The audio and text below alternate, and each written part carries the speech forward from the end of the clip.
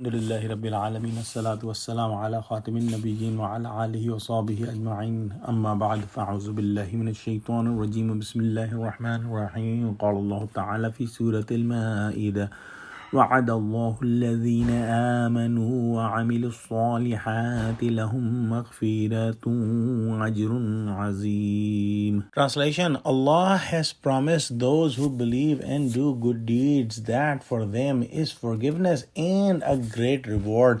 In the previous ayah, Allah subhanahu wa ta'ala mentioned that the believers should stand out firmly as witness in justice and do not let the enmity of people that they leave justice and do injustice.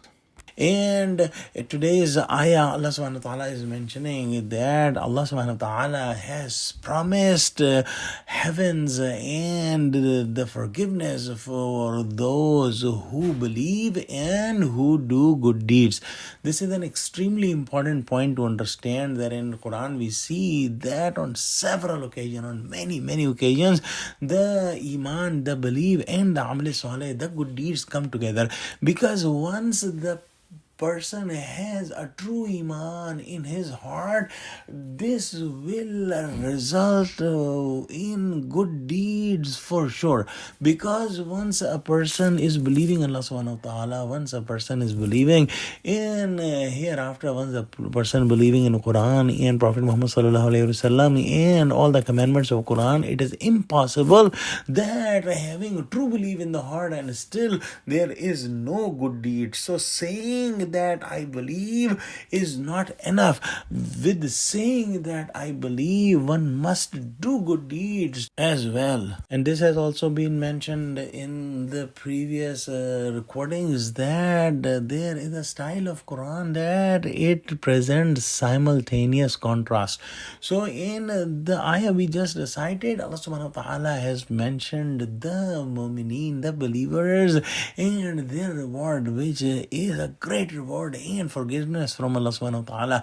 And in the next ayah, Allah subhanahu wa ta'ala is mentioning the opposite group. In the next ayah, Allah subhanahu wa ta'ala says, وَالَّذِينَ كَفَرُوا وَكَذَّبُوا بِآيَاتِنَا أُولَٰئِكَ أَصْحَابُ الْجَحِيمِ. Translation: and those who disbelieve and deny our verses or signs, they will be the companions of the hellfire. It is also very important to understand the concept of kufr. Kufr is hiding the testimony of the heart. That testimony that comes in the heart about the truth, if somebody is hiding that, it is kufr.